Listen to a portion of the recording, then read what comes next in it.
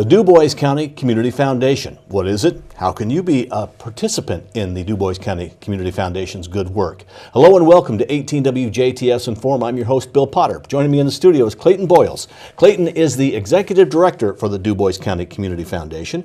And I would assume much of what we're going to talk about also can be for other community foundations throughout any county that you happen to be watching this in. Sure.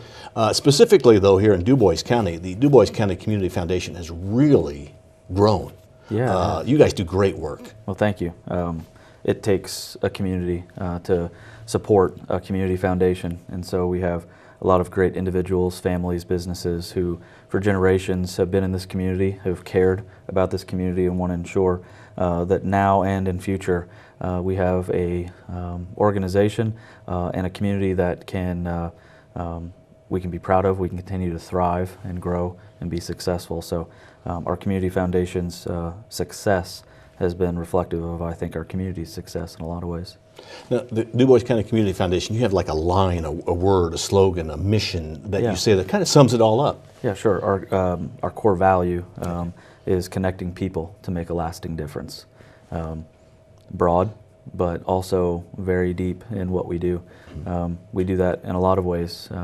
We build endowments for individuals or companies who have a passion, a philanthropic passion, something that they care about in the community that they want to see sustained financially year after year. So an endowment is built to support that. From that, a grant is given to that organization every year. And then a third third leg to our stool is convening. We are a community leader, try to be in a lot of ways, to philanthropic things in our community, or where charity can play a role, whether that be partnering with government, private sector, individuals, just a community group. So we are connecting people to make a lasting difference. The Community Foundation basically is people have money that they'd like to give to other organizations.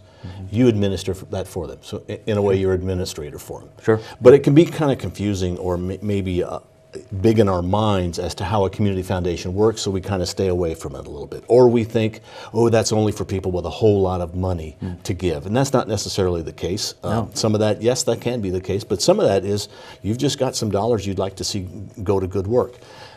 How does a community foundation receive money, and then how do you disperse that money? Sure, great question. Like you said, it is not to the high net wealth donor only, where there are many entry points into the community foundation.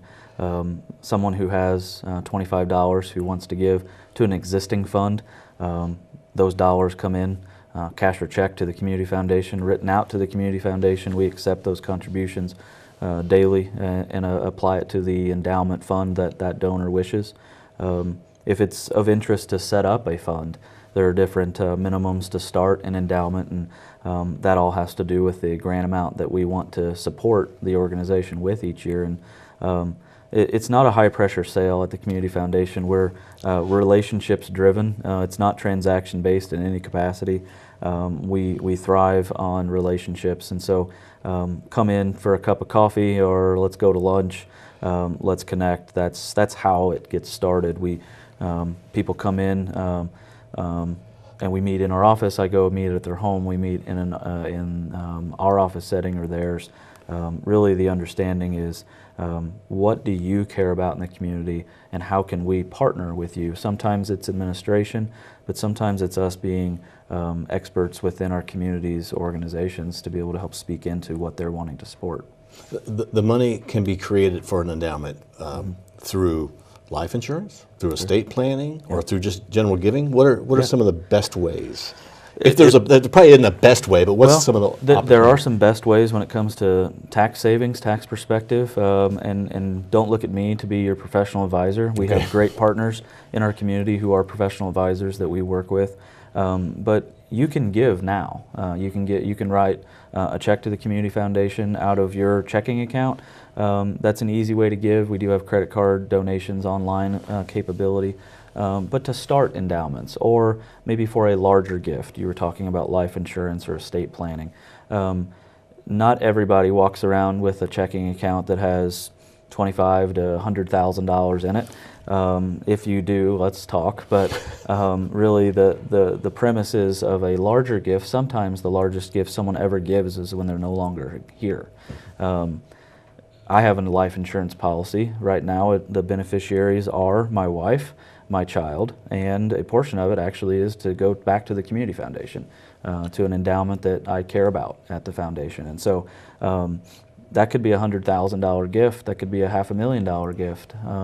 Talked about estate planning. We've worked with a lot of attorneys and professional advisors when it comes to all the assets someone has. Don't just think about wealth from what do you have in your checking account. You have a vehicle, you have a house, you have retirement accounts, you have maybe land, stocks, things like that. A lot of acres in our community that are agriculture and farmland. So a lot of dollars are in this community that are not liquid right now, but when you pass and the estate is settled, there is wealth that can be distributed. Certainly we know that it can go to children and family as it probably should, but can a portion of it be carved out for charity? That's where we come in, and we hope that we can build relationships with people doing that. And when you talk about that charity, people can either say, I don't really care what charity it goes to, I just want the community to grow, or they can say, I really feel that Crisis Connection does great work, and I want to make sure that the money I give is whatever the interest is off of that goes to them. Exactly. So what you're describing is different types of endowments that we have. The first one you described of just broad-based community support, we would call our unrestricted funds. That's the fund for Dubois County. We have 50 or 60 endowments that individuals, families, businesses have said, I care about a lot of things in this community, but I don't have one particular one that is so near and dear to me. I just want to see the community thrive. And so an unrestricted endowment is built. We use the grant dollars from those endowments by utilizing our grants committee, which are made up of community volunteers that vet through applications that nonprofits will apply for. Alternatively, if you and your family have supported, for instance, Crisis Connection every year in your life, and for maybe the last 15 or 25 years, and you're thinking, I really care about this organization and I want to make sure that it is financially sustained long term, we could create what's known as a designated endowment that specifically will go to support Crisis Connection or any of your charities that you care about to them every year on repeat for a lifetime. So there's also a fund that is pretty popular, I think, and it's a mix in between that unrestricted and that designated, and what's known as a donor-advised endowment. Donor-advised sounds a little bit of what the definition is. The donor gets to advise the community foundation how they would like to utilize the grant dollars from their endowment every year.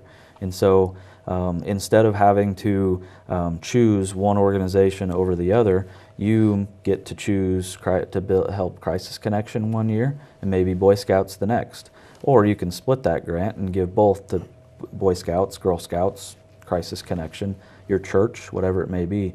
But a donor advised fund gives a donor flexibility every year to be able to pick and choose what support they want to give to each organization they care about. On the other side of the table, there are charities, organizations, nonprofits that benefit from Community Foundation. And it could be anything from a fire department needing a fire truck to a church needing something special, or it could be an organization that exists and everybody knows about, the nonprofits, the big ones that we know about. How do charities get involved in the Community Foundation? What should they do? Yeah, great question. Great question. First off, we want to be a community leader within our community regarding resource to our nonprofits. We don't say that we're the experts in all nonprofit work, but we have resource to connect them to, whether that be bringing in trainers or consultants, us putting on some workshops throughout the year that we have done. We have also given grant dollars specifically to an organization for them to hire a consultant to work through maybe a strategic plan or a restructuring or building out a new program that they're doing. So I would say we're a nonprofit resource center and we're trying to build that up and explore what that looks like and what our community needs are. I would also say that a nonprofit comes to us when it looks for a grant. I was talking about our unrestricted fund that we have, our fund for Dubois County. Nonprofit organizations have the ability any day of the year to submit a grant application. It's an open cycle. There's not a deadline to apply. You apply via online through our website, dccommunityfoundation.org. But that is for our nonprofit organizations who need continued support or additional support or a new way to support what they're doing, and we do that through grant dollars. The other last piece is that some nonprofit organizations do choose to build their own endowment to support their organization. So it's dollars from that organization, maybe Crisis Connection, which Crisis Connection does have an endowment, and they, on a monthly basis or a yearly basis, could give to their endowment to build long-term sustainability.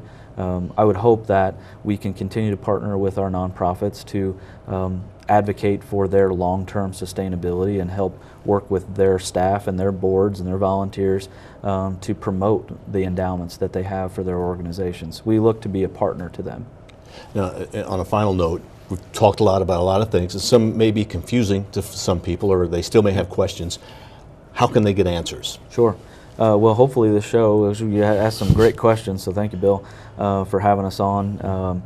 But a lot of ways to connect to the Community Foundation. If you just want to sift through a little of our information kind of from a distance, I would recommend going to our website, www.dccommunityfoundation.org. Our phone number is 482-5295. Talk to any of our 5 team members. You can come in. Come in by our office, 600 McCrillis Street, located just off the square in downtown Jasper. The other piece is we have a 15 board of directors that I think a lot of people in our community know. They're involved in some facet of our community, and from a geographic standpoint, very representative of our full county.